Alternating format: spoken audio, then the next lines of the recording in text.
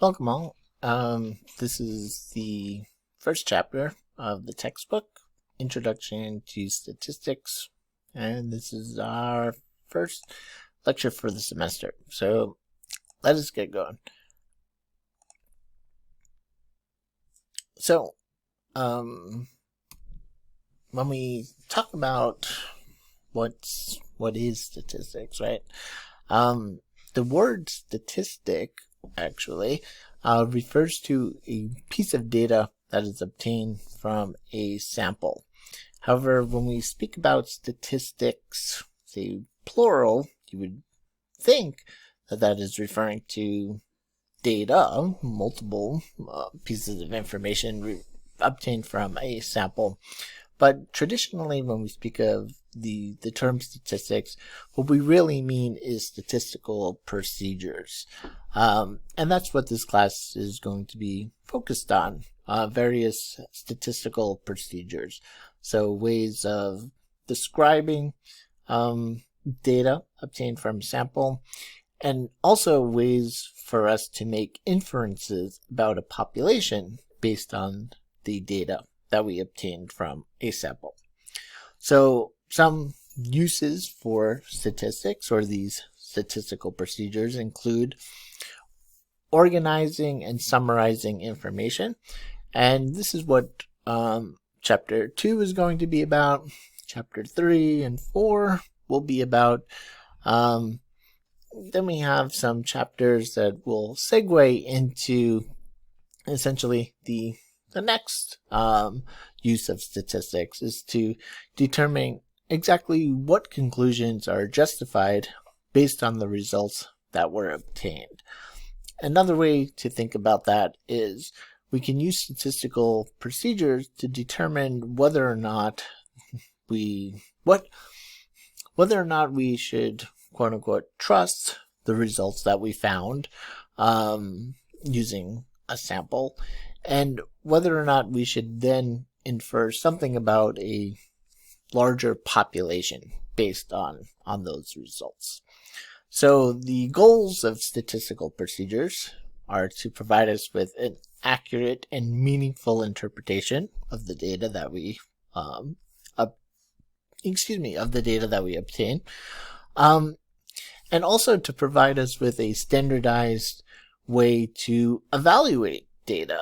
So statistical procedures are actually really helpful because it's a common tool that we get to use not just across multiple or different psychological studies, but across various types of studies, right? So they're kind of a standardized tool that we get to use when evaluating results of research. So pretty helpful stuff. Okay, so you already heard me talk about samples and populations. So let's take a minute just to clarify what I'm talking about here. So when we talk about a population, this is the set of all the individuals of interest in a particular study. Samples often vary in size, but they're usually really big. So let's just take for example, or use an example that we're interested in determining whether antidepressant like Lexapro is effective at reducing depression in people who take it. So the population of interest are going to be, those are the people who have depression, right? So typically don't give antidepressants to people who don't have depression. I mean, sometimes they're used for anxiety disorders, but let's say, and even for obsessive compulsive disorder, SSRIs are helpful. But for our purposes, we're interested in the efficacy of Lexapro in reducing symptoms in people with depression. So our population of interest is going to be people with depression. And unfortunately, in the United States, we're talking about tens of millions of people, right? But that's our population of interest. So a sample is a set of individuals that is selected from this population. So even if I just get 10 people together, 10 of my friends who have depression, they represent a sample of my population of interest. Now, using 10 of my friends for a study is probably not going to be the best of ideas, right? But by definition, they do represent a sample of the population. So we use samples usually to represent, they're intended to represent the population in a research study. So they tend to be much smaller than the actual population, and they tend to be easier to obtain. Can you imagine trying to even identify every single person who has depression in this country, let alone trying to get them to participate in a study? That would be not realistic. Almost impossible, right? Damn near impossible.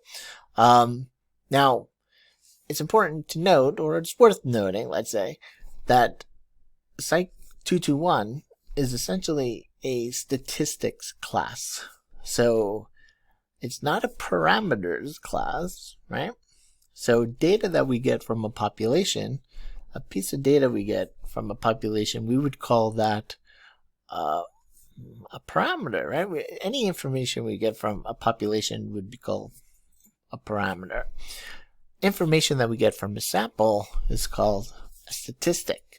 So you're in a statistics course, which means we're going to be dealing with samples, not populations.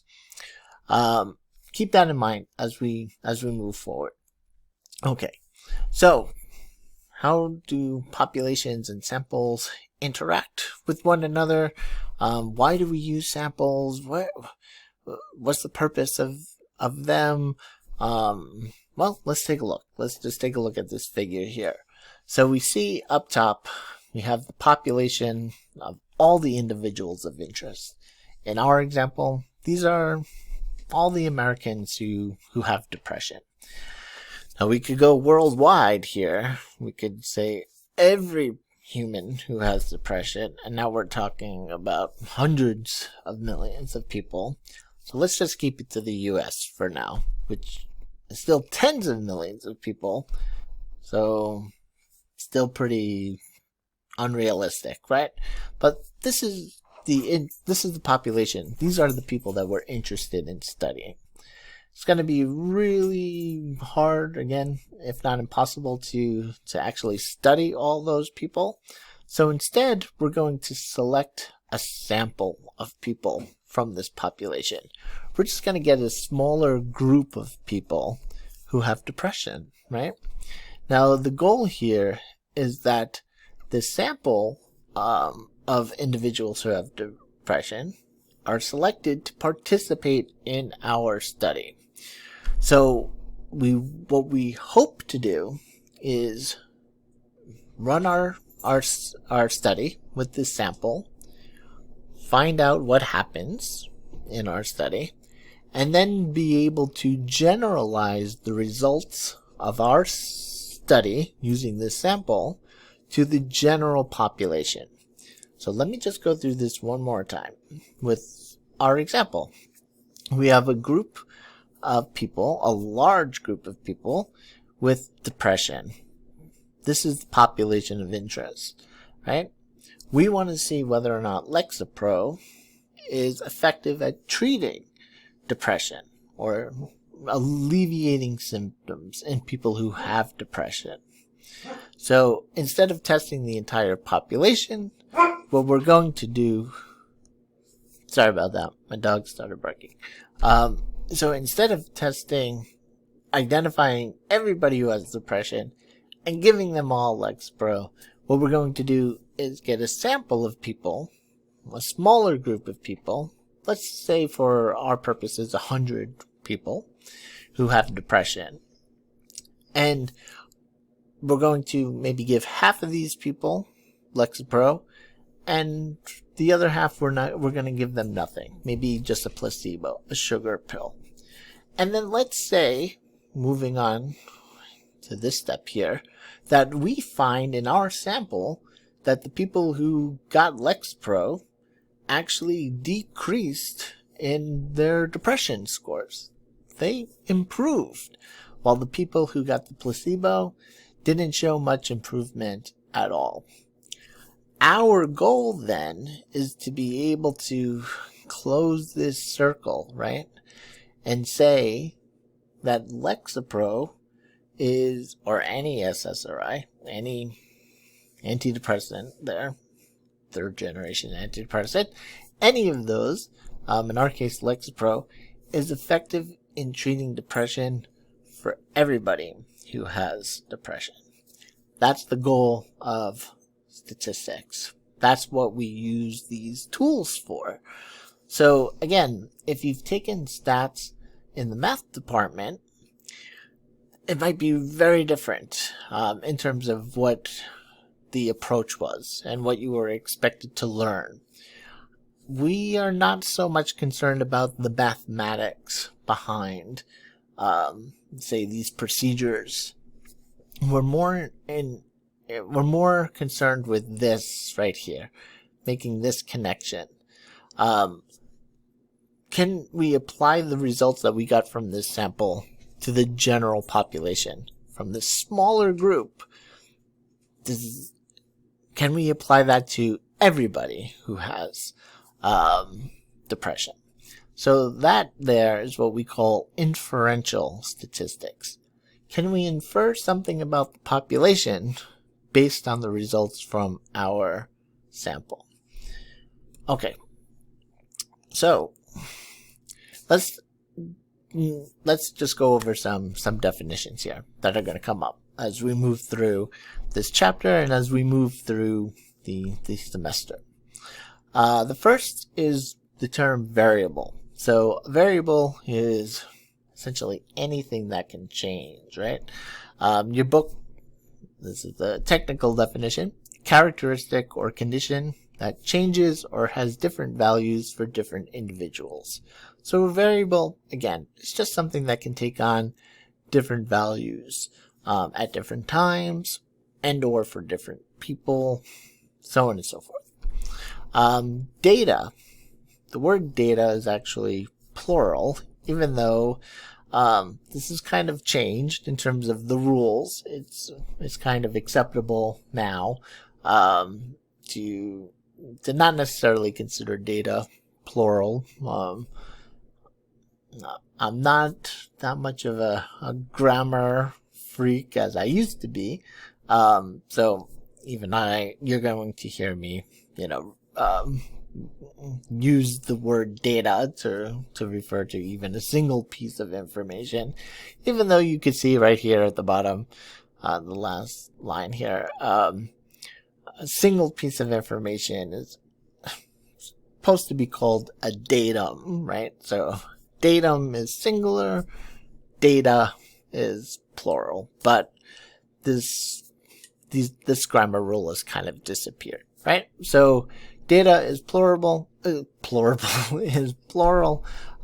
it refers to measurements or observations of a variable, right? So multiple data that we get from observing or measuring some variable, something that changes.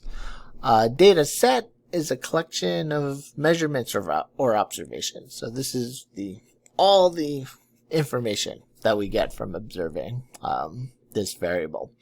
And as I said before, datum is singular, so it refers to a single measurement or a single observation.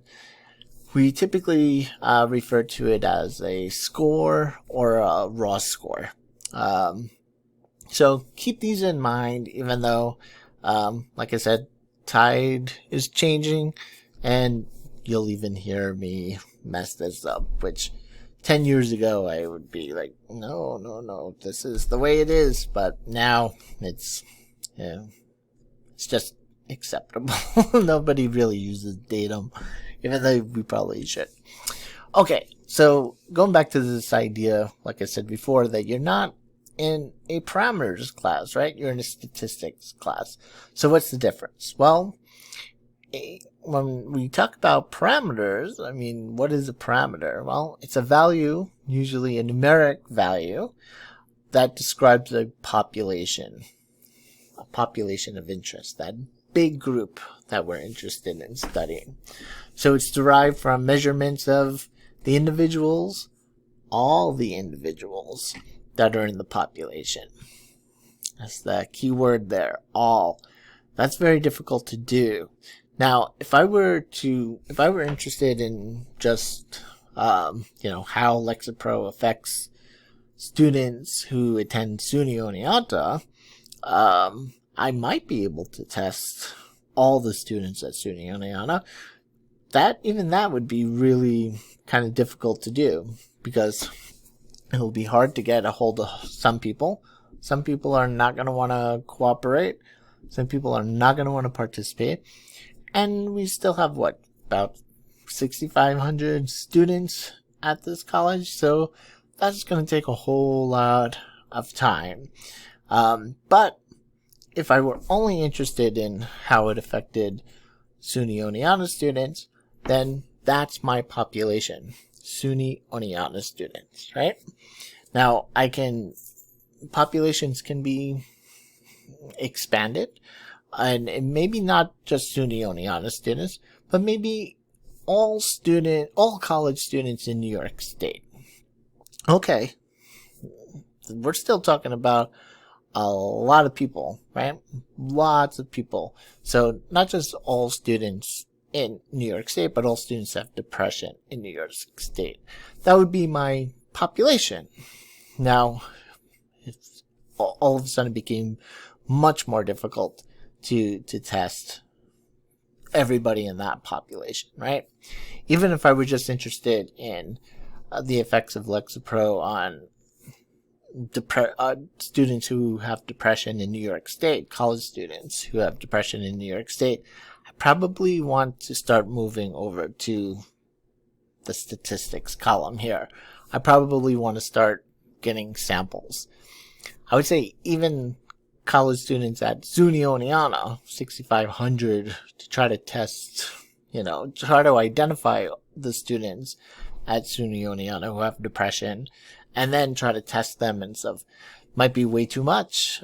I can probably just go ahead and get a sample of students from SUNY Oneonta, right? So what do I mean here then about getting a sample? Instead of testing an entire population, I'm saying maybe we could just get a group from that population and test them. Okay, so now we're getting into the realm of statistics. So like I said before, quote unquote, a statistic is a value, again, usually a numerical value, that describes a sample. And you're in a statistics course, so we're going to be dealing almost exclusively with samples and trying to use the information we get from those samples to try to say something about the population. Okay, so where do we get statistics as numerical values from?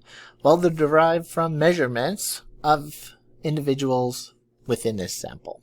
Okay, so that's the difference between, say, parameters and statistics.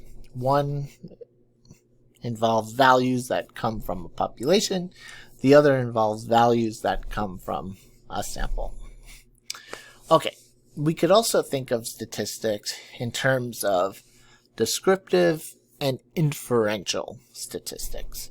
And I kind of hinted at this, or at least laid the groundwork for this earlier. Descriptive statistics, remember we're talking about statistics here, so we're talking about data that we're getting from samples, right? So descriptive statistics summarize, organize, simplify data that we get from samples. So some familiar examples, things that we'll actually talk about in chapter 2 here, involve tables, putting your data in a table form or in a graph, or what we'll see in chapter 3, getting averages. And averages include the mean, median, the mode, right? So various levels of central tendency. All of those, all of these examples here are designed to help us better organize and summarize data that we see in front of us, right? Even help us visualize it if we're going to put it in a table or into a graph. Then we have what are known as inferential statistics. So, what are the purpose of inferential statistics? Well, the key is kind of in the name. Inferential, right? Infer. So, with inferential statistics, study samples are used, or the data that we get from samples in our study, are used to make generalizations about the population. So if I were to just get a sample of depressed people and split them up into two groups, one gets Lexapro, or let's just go with Lexapro. The other group doesn't get anything, they get a sugar pill. And I noticed, hey, the people in my study who got the Lexapro, they're actually doing a little better. They're making some improvement with their depression. Now that's great, right? But I want to go bigger than that. I don't want to just say, yeah, Lexapro works for the people in my study. I want to be able to say Lexapro works for people with depression, right? So now I didn't test every single person who has depression. I tested a sample of people who have depression. So what inferential statistics do is allow me to, or not to, infer something about the population based on my sample results. So if the results of my sample show, yeah, Lexapro might help with depression, I want to be able to say, yeah, that'll help with everyone who has depression, not just the people in my sample. And that's what inferential statistics will allow us to do, or not allow us to do, right? So sometimes if the results of our inferential statistical analyses will say, yeah, you should not try to make these inferences. What you found in your sample, you shouldn't be so sure that exists in the population, that's going to work on the population, right? So inferential statistics allow us to do that.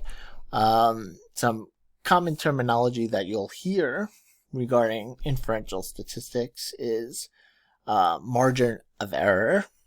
So, and even things like standard error. So, yes, we can make some inferences, but be aware that we might be wrong, right? We might be off in our measurements. So, and we can come up with an estimate of how much we might be off, right? And that's what we mean when we're talking about the margin of error or standard error.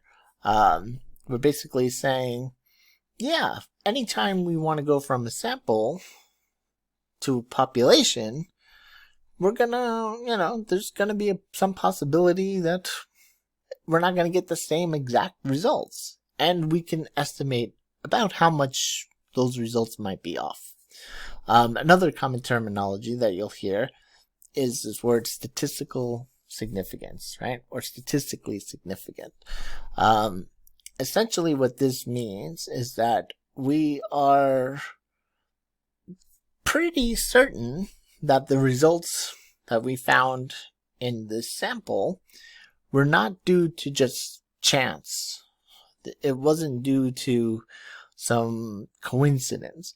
That these are actually real results, and that we should feel confident, reasonably confident, in saying that these results will happen in the whole population, right?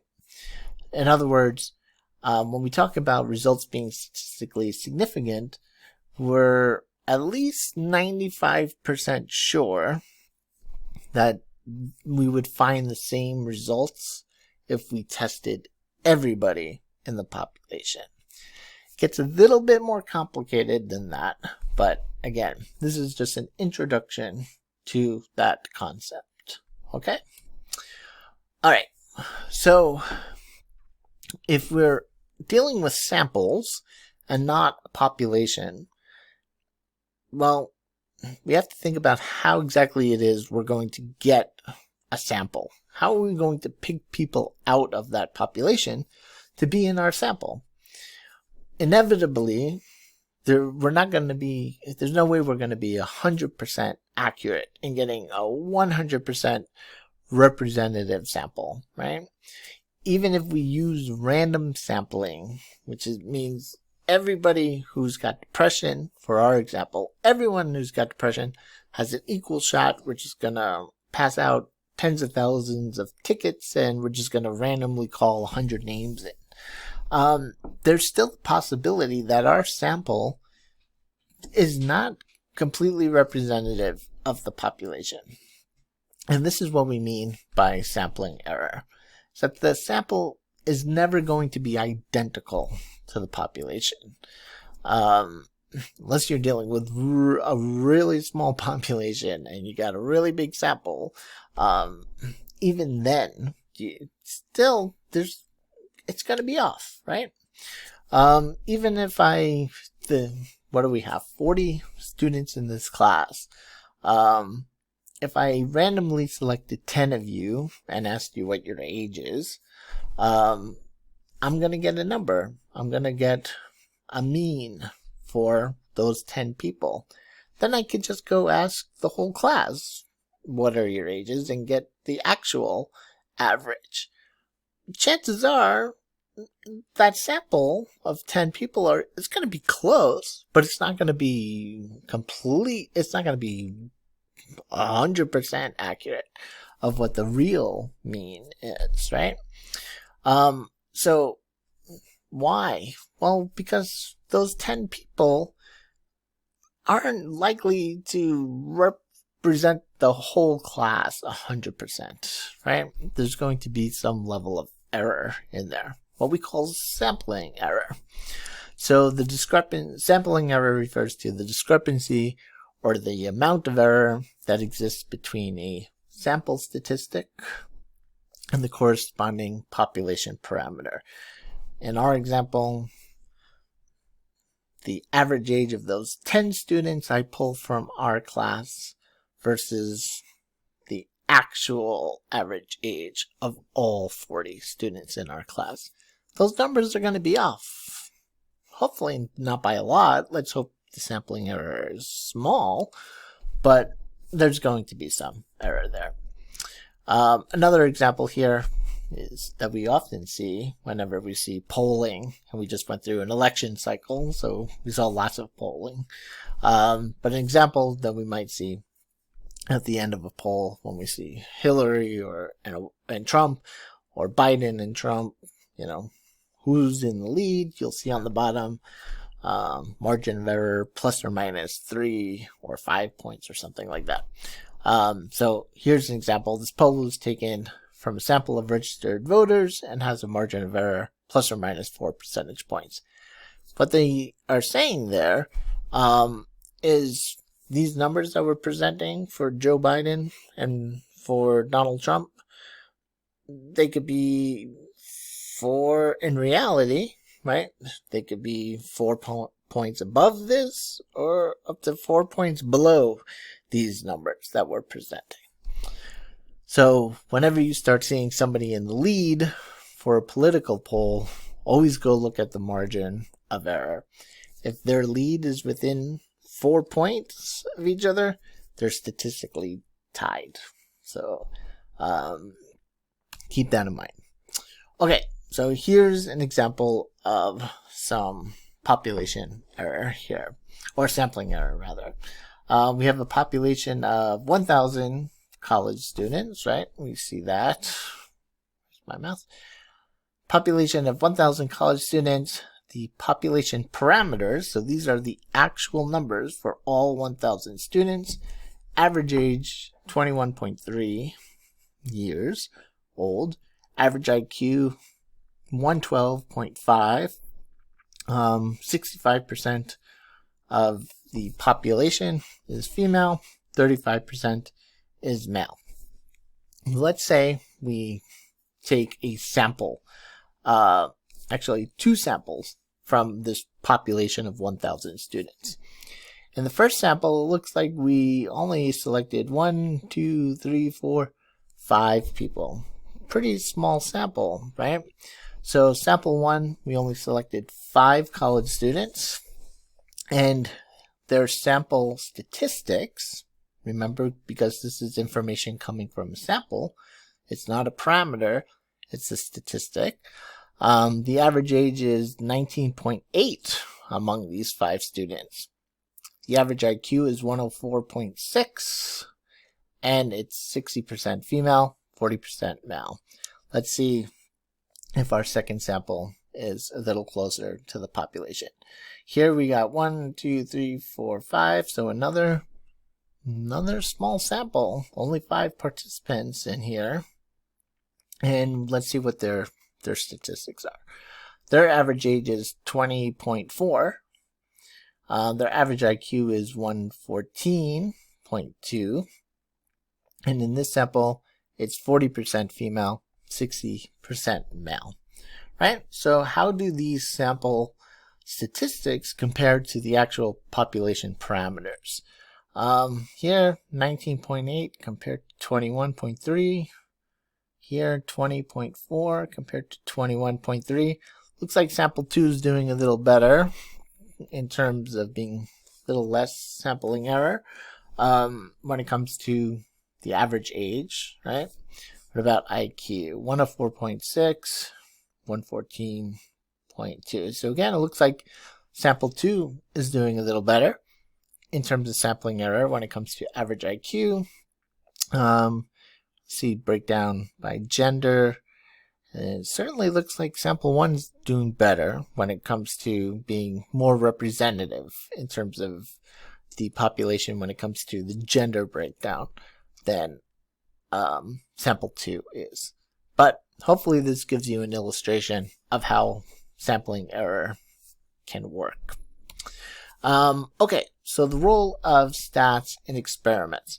We're going to go through this ad nauseum throughout the semester, so I won't spend a whole lot of time on this, but let's just go through this very, very briefly here.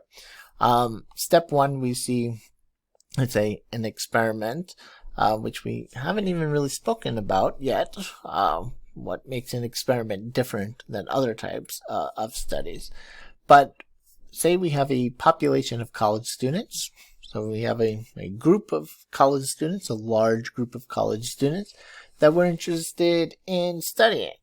So what we're going to do for the study is compare 2 studying methods. So we're going to test out 2 different methods of studying for exams and whatnot, and see if there's a difference. See if one of these methods is better than the other. So what we'll do is select 2 samples, and sample A is going to read from the printed pages. So they're going to study from, say, a textbook or some paper printed version. And sample B, the second group, is going to read from a computer screen. So they're going to do their studying online or reading from a digital screen. And sample A, the first sample, is going to do their studying from print. So we take a look here, and looking at this, these might look like ages, maybe their scores. Some of them seem a little high, so not exactly sure what these are here, but we might find out pretty soon what these values are. But this is the data. So this is the data that we got from sample A, and this is the data that we get from sample B.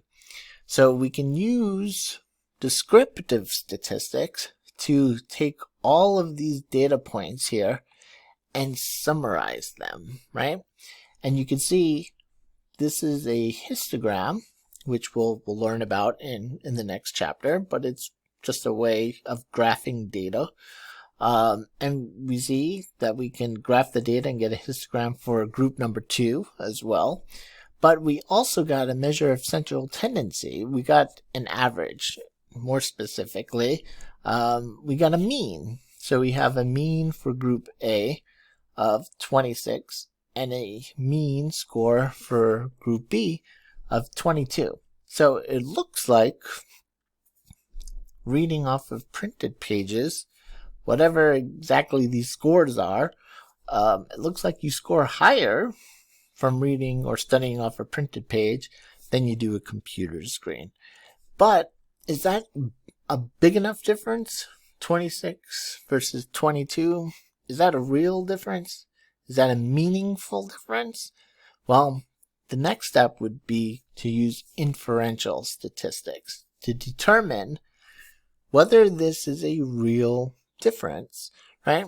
And inferential statistics combined with effect sizes, which we'll talk about, will let us know that not just that this is a real difference, that it didn't just happen by chance, that yeah, reading from the print pages actually made these students score higher than those who read off of the computer screen. But it'll also let us know whether or not if the difference in size between those means is meaningful in some way.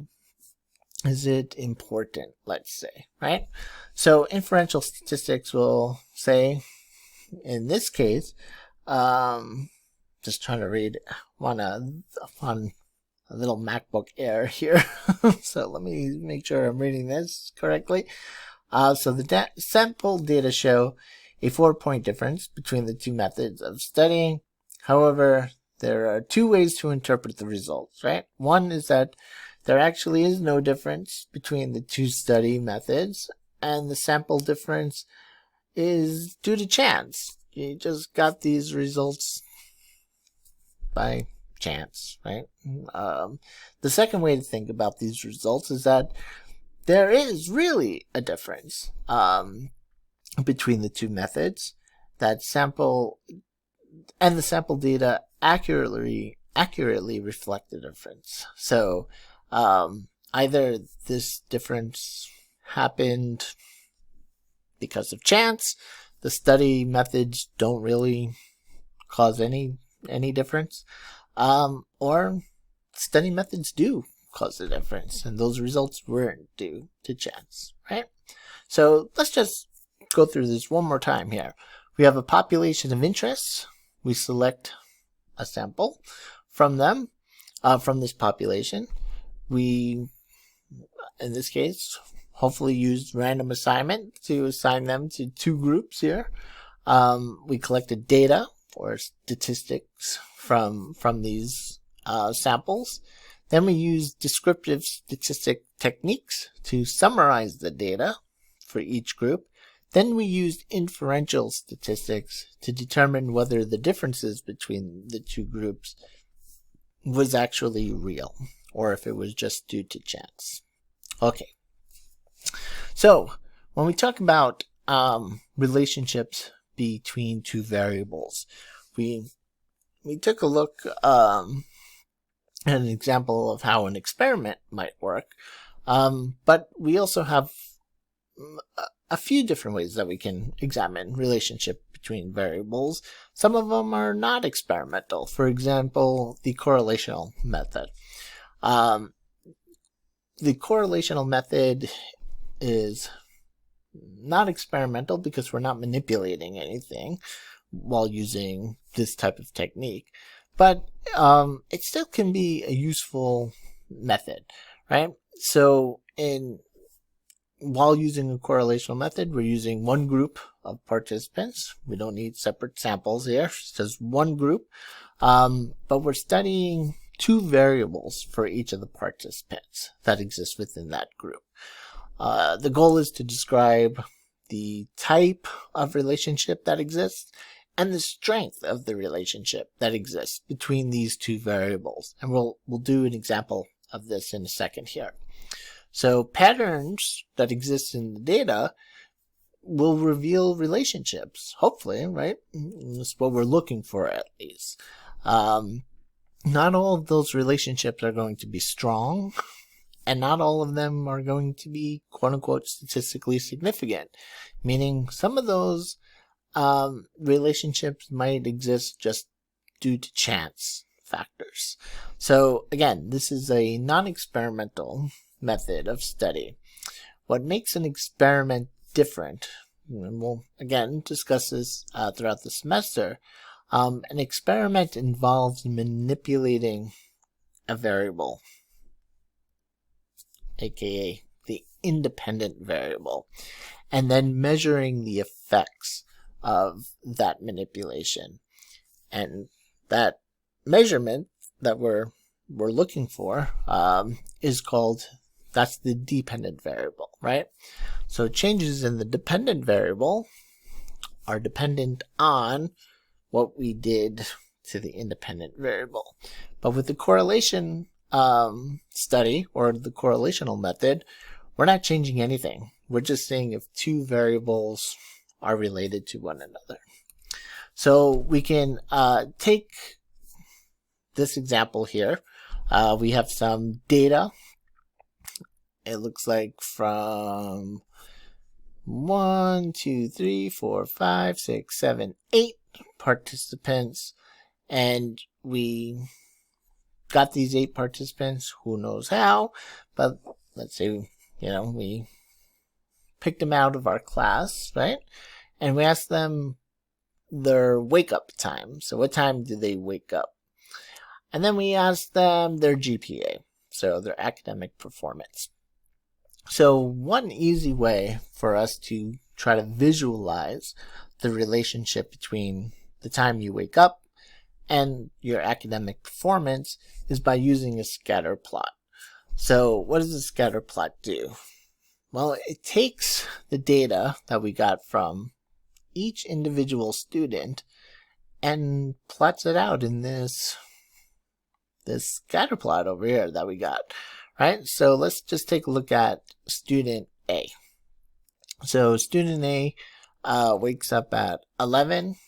Let's assume that's 11 a.m., right? And they got a 2.4 GPA. So where are they on this scale? I might have to get out of the way, move my big head here, right?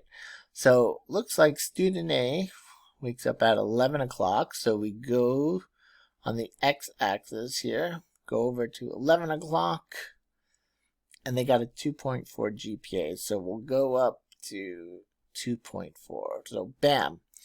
This dot right here represents student A. Let's say student B. Student B wakes up at 9 o'clock and they have a 3.9. So we'll go over 9 o'clock. Oh, we got 2 people who wake up at 9 o'clock here, right? So let's see which one is student B. So we said they have a 3.6. So we'll go up. There's the 3.2. That looks like student C's score, right? That looks like student C right there. So we'll go up to a 3.6. And there you go. So there's student B. There's student C. So on and so forth. So we can go down the list plotting wake up time and your academic performance.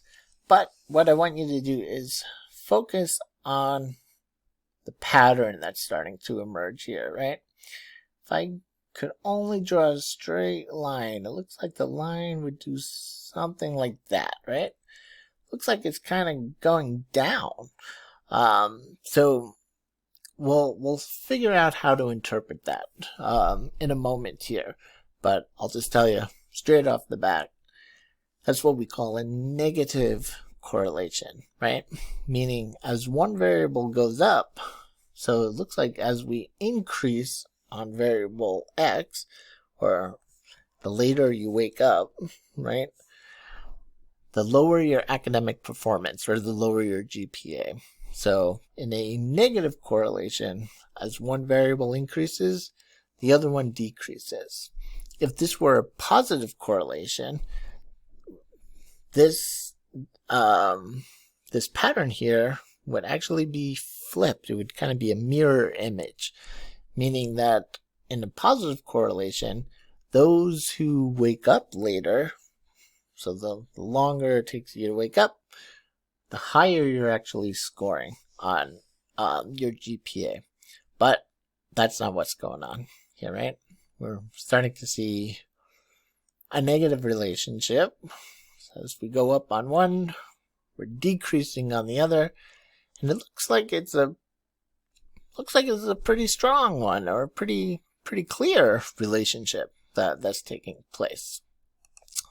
Okay, so what are some of the limitations of correlational methods? Well, the problem, let's say the good thing is that they can demonstrate the existence of a relationship, right? So we're able to use correlation to show that, yeah, there's something going on between these two variables.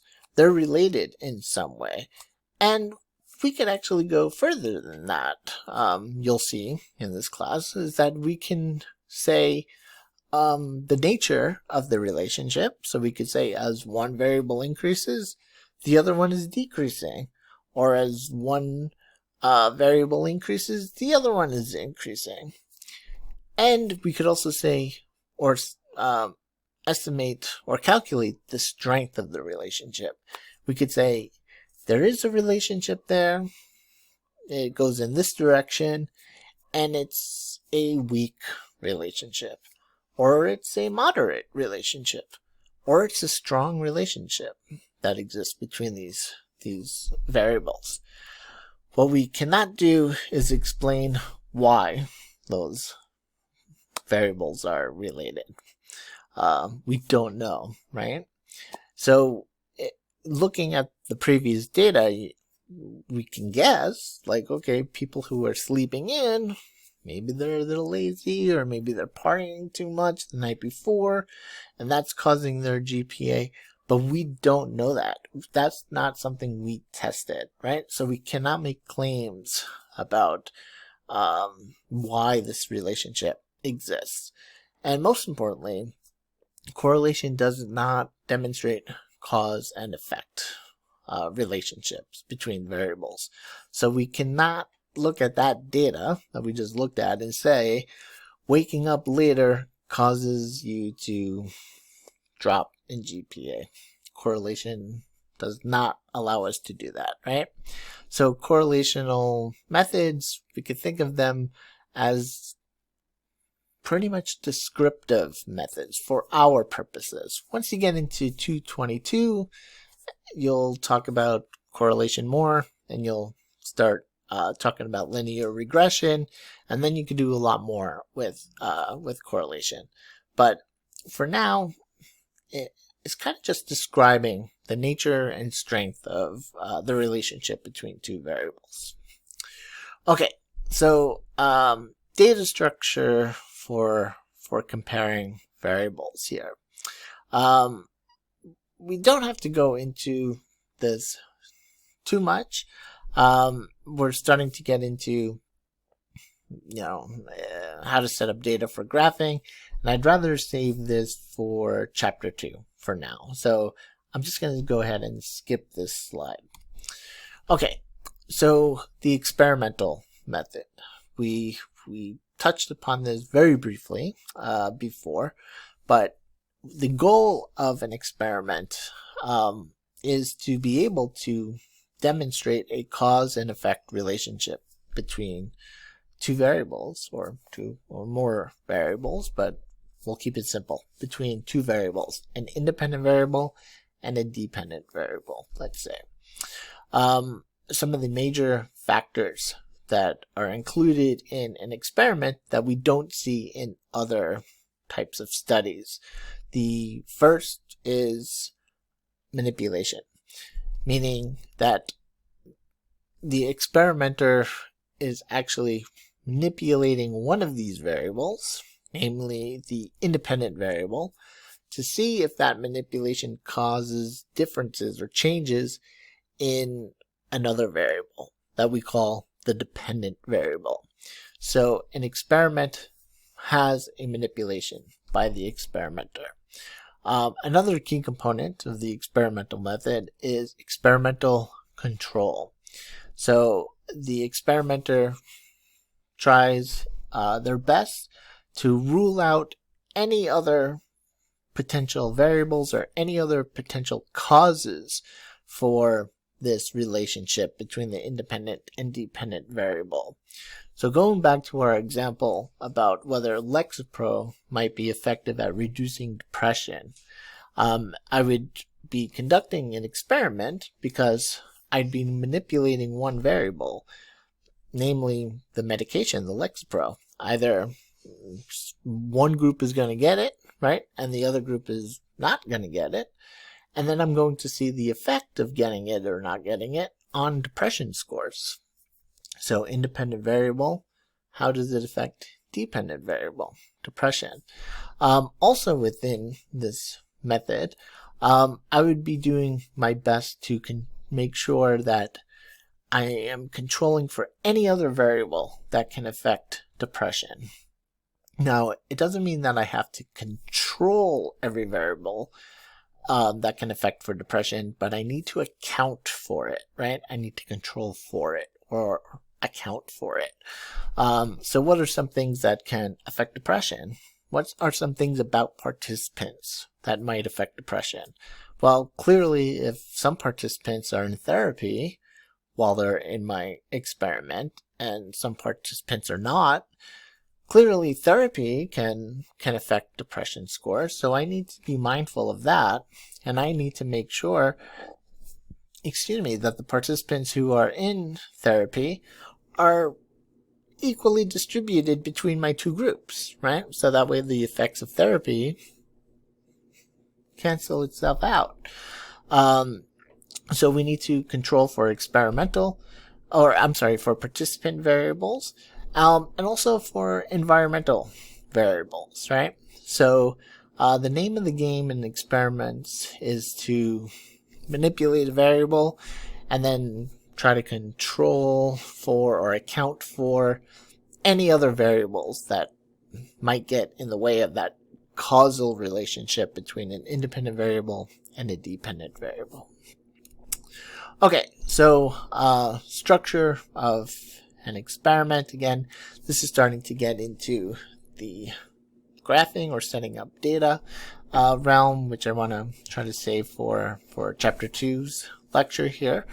But we could see variable 1 might be counting money or blank paper. So let's say we have an experiment. Let's see exactly what they're trying to test. I'm curious now. So what's their second variable? Pain rating. So it looks like they're trying to see, the people who came up with this experiment, is that whether or not having people count actual money versus counting blank pieces of paper affect their pain rating or their pain scores, right? So these might be people who are experiencing some level of pain. There are ways to inflict non-harmful pain in an experimental setting. One is to have participants actually put their hand and hold it in a bucket of cold water, not freezing that they're going to get frostbite or anything, but cold enough that it would be unpleasant or painful. So let's say we'll go with that, right? We want to see if holding money and counting money somehow alleviates your pain or reduces your perception of pain. It looks like that's what they're doing here, right? If I had to guess, that's what I'll go with. So we have two groups here. One is going to be counting actual money. One group is going to be counting pieces of paper. And it looks like these are the pain ratings for each group, right? So just by looking at them, just by eyeballing it, looks like counting actual money is associated with less pain. But who knows? We gotta test this, right? Just eyeballing it is not very scientific, right? So maybe we'll use that data as an example for graphing or calculating means in JASP when we do that next week. Okay, so I've already been talking about independent and dependent variables, so we might as well formally just define them. So an independent variable is a variable that's manipulated by the researcher. It's independent because no other variable in the study influences its value. Just we do, right? We're the only ones who change the value of this independent variable. We're the ones who decide who gets the Lexapro, who doesn't get the Lexapro.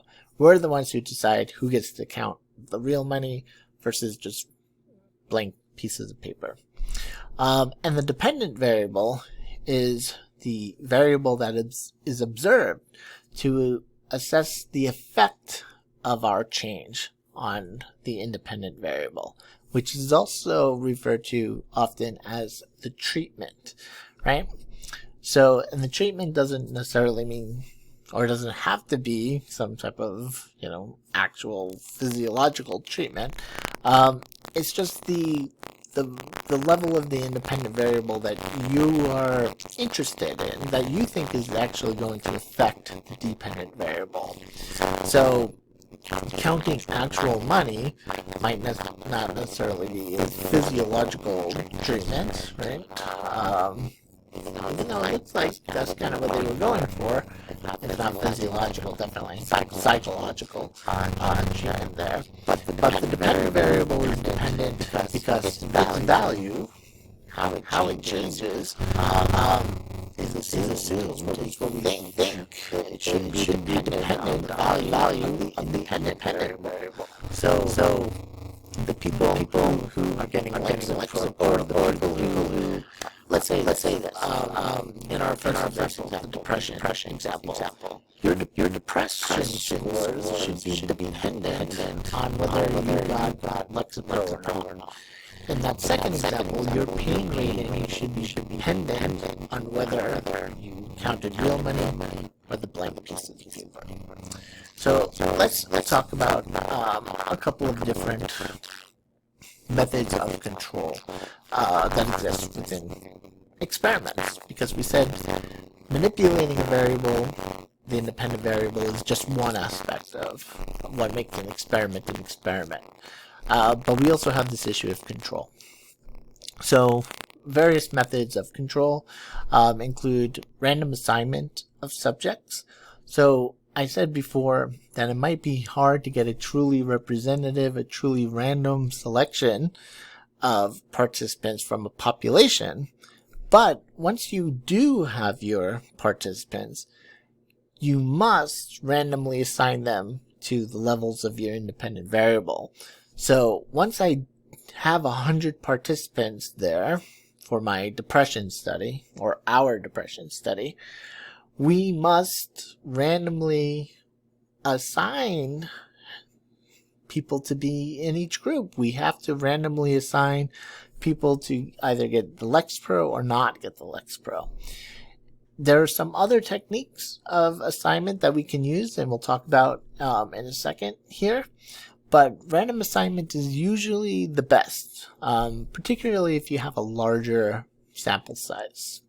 Why? Well, because all of those individual differences, if you randomly assign people to groups, the individual differences start to matter less. Because people who are in therapy, if it's just random how they're assigned, then you'll get an equal number of people in the Lexapro group and the control group who are in therapy. So the therapy kind of cancels itself out. People who are exercising, right, who are working out at the gym, let's say, If you randomly assign them to both groups, then you get an equal number of people who are exercising in both groups, and the effects of exercise on depression is controlled for. It balances out. When random assignment isn't possible, because maybe you have a smaller sample size, or you want to try to make sure that you have two equivalent groups, and maybe for whatever reason random sampling isn't going to be able to provide that, you can use matching of subjects. So for every 18-year-old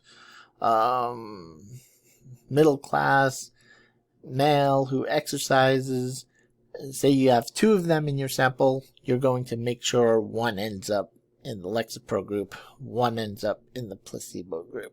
So there's ways to match participants to make sure you end up with relatively similar groups or equivalent groups.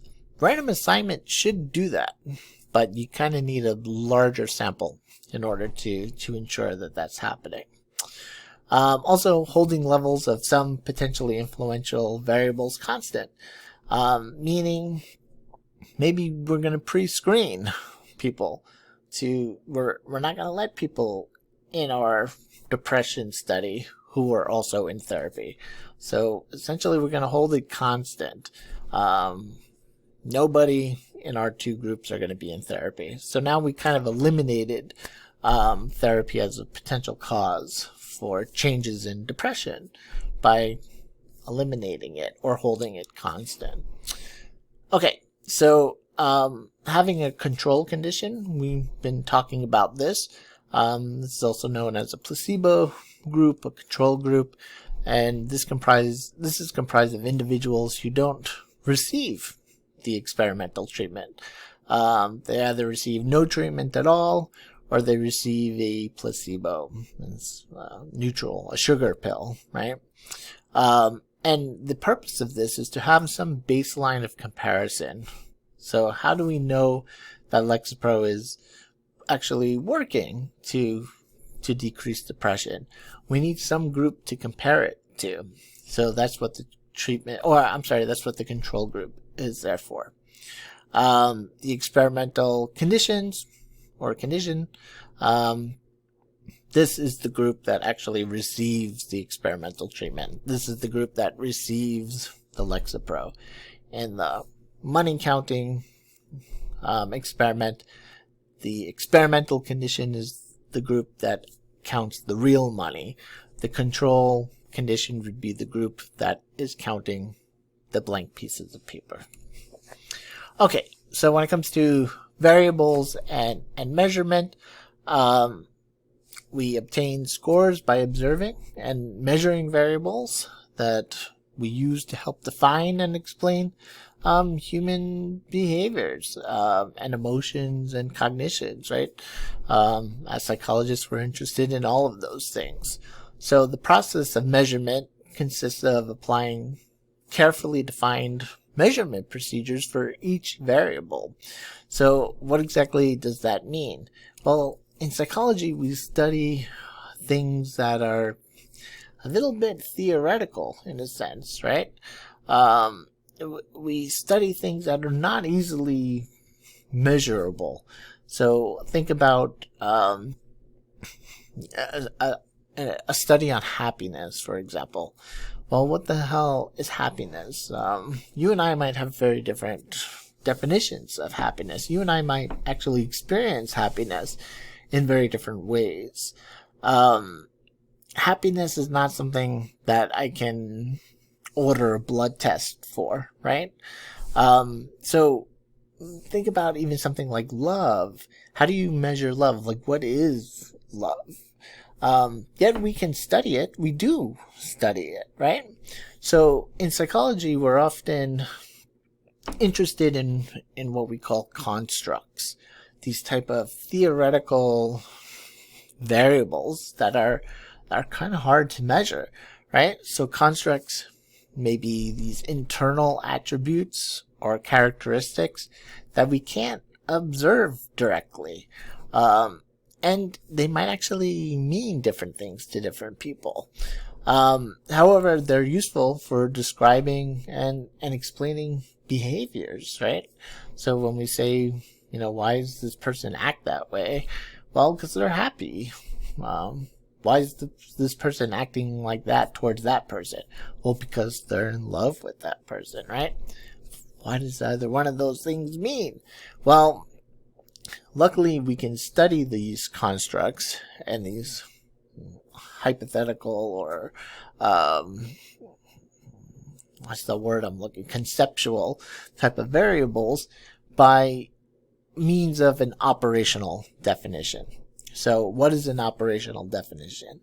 Well, it identifies the set of operations or the set of criteria that we're going to use in order to measure this conceptual variable or this construct. So it's a way to take something that's conceptual, something like happiness, and say, for our study, this is how we are going to measure or define how whether someone's happy or not, right? An easy way might be just to ask the person, how happy are you, right? From a scale of 1 to 10, or something along those lines. But you might, I don't know, maybe count how many times they smile during a conversation, or how many times they laugh during a movie or something along those lines. Not all operational definitions are going to be created equally, right? Because people smile for different reasons, not just when we're happy. Sometimes we smile when we're scared, or when we're nervous, or when we want to make a good impression on people. But operational definitions are, let's say, real world type of behaviors, or ratings, values that we can use in order to measure these constructs, these conceptual things that we're interested in. Even something like depression is pretty conceptual, right? Depression is really defined as just a list of symptoms. So there's no blood tests for depression. We can't put you on a scale and measure how much depression you have. We have to, even when we do research on depression, we have to let people know how we are defining depression. It's usually done through some type of scale, because there are lots of scales available for measuring depression. But maybe we'll use a licensed psychologist, clinical psychologist, to do an assessment. Maybe that's how we're going to determine if people get better from Lexapro. So operational definitions uses the resulting measurements as both a definition and a measurement of this hypothetical construct. So basically what I just said, we start with these big ticket items, these big psychological constructs that are pretty difficult to measure, and then we define them, or we tell you, okay, I'm going to measure this big conceptual psychological variable by looking for X, Y, and Z, right? And then I go look for X, Y, and Z. People can come up with different operational definitions. Not every study is going to have the same way to measure this construct. Okay, so speaking of variables, let's go try to speed this up here. Let's talk about the different types of variables that exist out there. We can make a distinction between discrete variables and continuous variables. Discrete variables, as the name suggests, have separate individualized or indivisible, rather, categories. So these are yes and no type of questions, or type of answers, right, or variables, or something like, your your rank, or not rank, your year in college, right? Well, freshman, sophomore, junior, senior. That's a discrete variable. The way that I'm asking that question, at least. When it comes to something like sexuality, this is a good one. Because it can be measured either as a discrete variable or a continuous variable, right? So if a discrete variable has these distinct values and you can't fall anywhere in between, continuous variables have an infinite number of possible values between any observable values or any observable points on this scale. So we can kind of think of continuous variables as existing on a quote-unquote continuum, right? So something like time is a continuous variable. It's not just 1 minute or 2 minutes, right? You could be 1 minute and 30 seconds, or you could be 1 minute and 30 and a half seconds, right? And go down to the millisecond and so on and so forth. So when it comes to continuous variables, every interval is divisible into an infinite number of equal parts. So even something like time would exist between, say, even a second. There's an infinite number of well, not an infinite, I'm exaggerating there. But we could think of continuous variables as having a whole bunch of values that exist between these things. So where was I going with the sexuality thing? Okay, traditionally speaking, people will think of sexuality as, you're gay or you're straight, and then maybe bi somewhere in the middle. That's a discrete variable, or it's measuring this construct of sexuality as a discrete variable.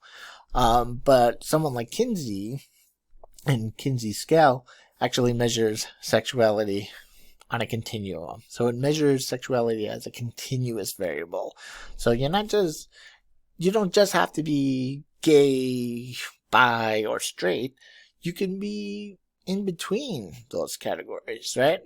And maybe you're leaning heavily towards one end of the spectrum rather than the end of the spectrum, or maybe you're smack in the middle, or who knows where. But there are a lot of variables out there that we can decide if we're going to measure it discretely or continuously. Even something like gender roles, right? When we speak about gender roles, we typically think of, masculine type of roles or feminine roles, or let's say gender presentation, like masculine, feminine, right? Male, female. But you can also measure gender on a continuum as well. And there's such a thing as androgyny, people who have equal parts, say equal, I want to say equal parts male, female, but in terms of the way that they express, equal attributes of masculine traits, feminine traits, right? And everyone is somewhere in between there, right? No one's 100% anything on these continuums. Okay, so just as an illustration of what I was trying to say there, when it comes to continuous variables, we could just say an example. So if we were to have a scale of 194, it's starting at 152, but these go on for forever here. That's what these arrows are suggesting. They just keep going on and on. Well, between 149.5 and 150.5, you have the potential for any one of these scores, right? Tons of scores that exist within this interval here. So you don't just have to pick yes or no, right? There's a whole bunch of scores when using a continuous scale that exists between those two variables. Okay, so when it comes to real limits of continuous variables, we're going to talk about this in chapter 2. So let me skip this as well. I'm sorry, I know chapter 1 in your book starts getting into real values. But the way that I set up chapter 2 is kind of where I speak about these. Instead, let's talk about levels or scales of measurement, aka levels of measurement. So measurement assigns individuals or events to different categories, right? And the categories can simply be names, such as male or female, or employed or unemployed, or freshman, sophomore, junior, senior, or they could be numerical values, such as 68 inches tall or 175 pounds, what have you. Either way, we're using measurement in order to describe values on some type of variable that we're interested in. So the complete set of categories makes up a scale of measurement. And relationships between these categories can determine the different types of scales that we can use. So let me give you an example here. So the first type of scale that we can use is called a nominal scale. And a nominal scale, when we're using this, we're assigning labels or categories to certain values, right? So there's no quantitative distinction. So examples of this might be gender, if we're going to measure it as a dichotomous or nominal scale. We would basically just put people in categories, put them in boxes, so to speak. Things like diagnoses, even though the APA and the American Medical Association are becoming more open to diagnoses as existing on continuums rather than as these distinct categories. And we might actually see some of that reflected in the next DSM that comes out. Or maybe if not this one, that's going to come out, certainly the one after that. It's definitely the way that the field is moving. And there's a reason for this that I'll get to in a minute here. So when we take a look at nominal scales, again, these are kind of just labels. These are categories. These are groups that we're putting people into.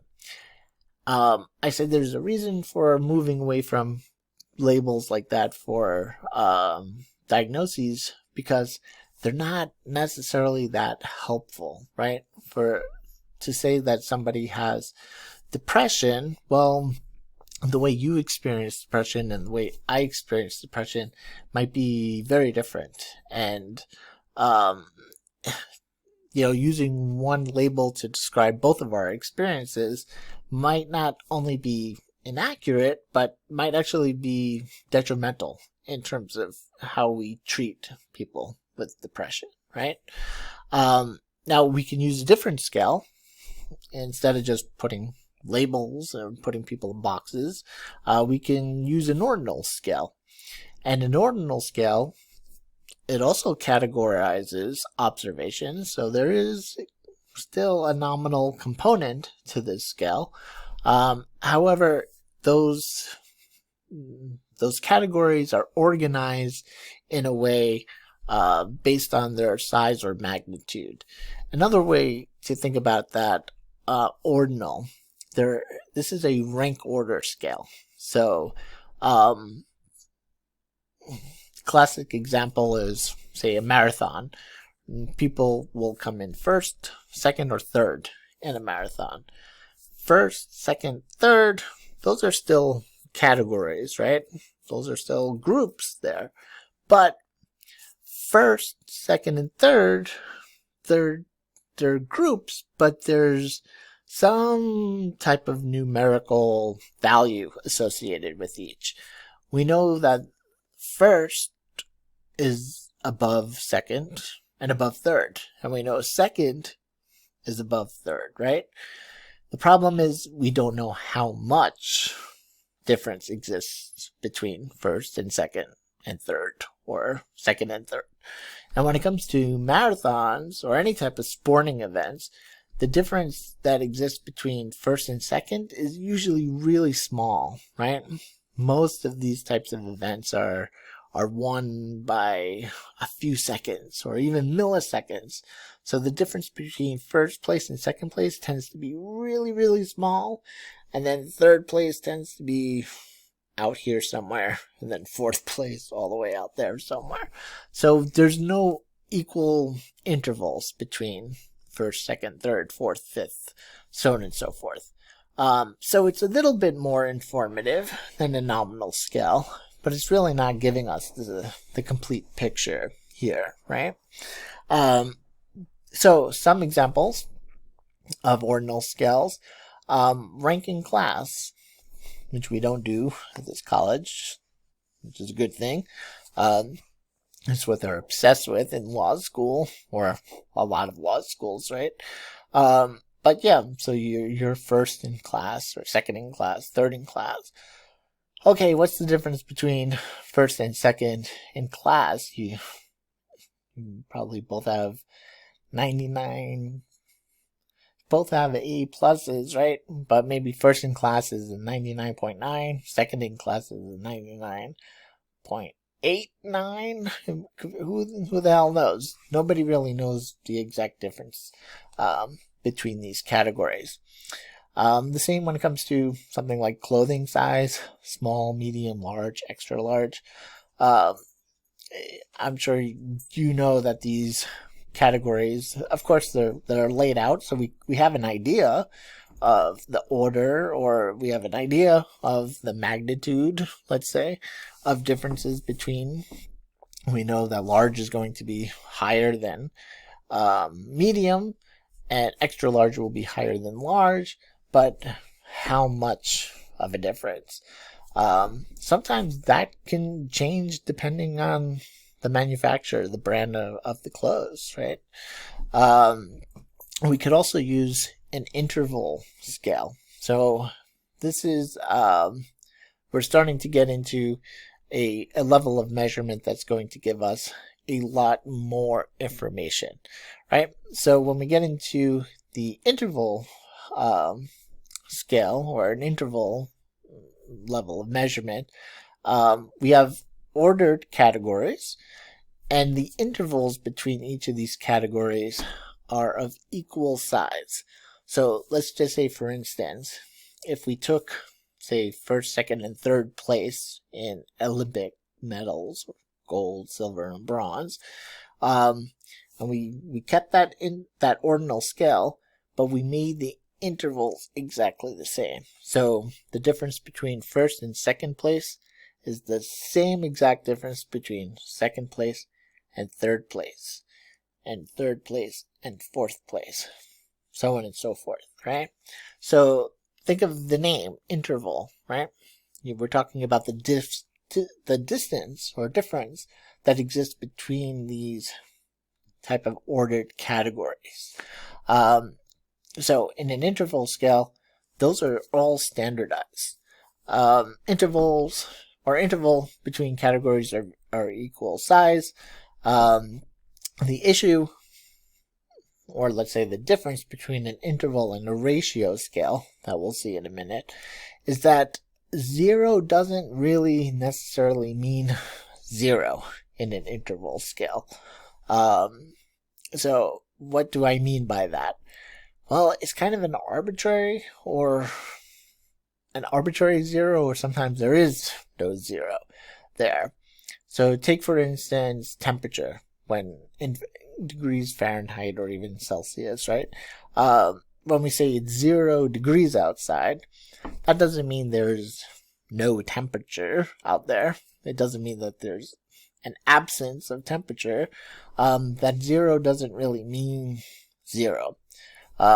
If you asked how much money I have in my wallet, on the other hand, and I say 0, that means there really is no money in my wallet.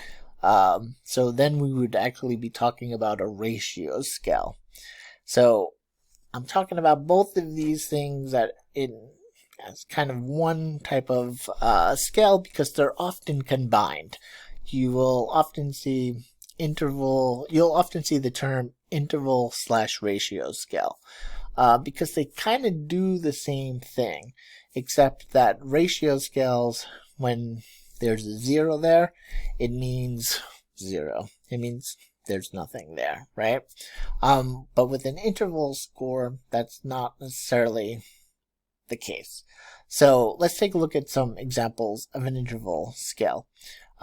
We already did one, temperature, right? So if you score, or if you say it's 0 degrees outside, that doesn't mean there's no temperature out there. Same goes with IQ, right? IQ is an interval scale, and you can score 0 on IQ, but what does that really mean, right?